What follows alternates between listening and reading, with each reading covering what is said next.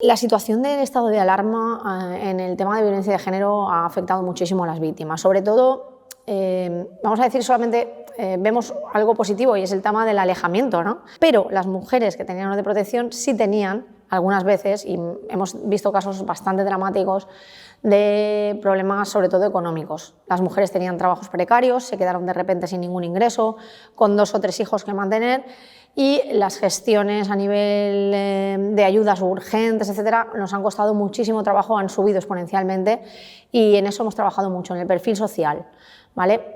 Luego el tema de seguridad evidentemente está aflorando ahora. Durante la pandemia muchas víctimas, por lo que os he comentado del fenómeno de la violencia de género, estaban con sus agresores y claro, estar 24 horas con sus agresores, cuando acabara la pandemia sabíamos que iba a pegar un repunte en las denuncias y es lo que está pasando.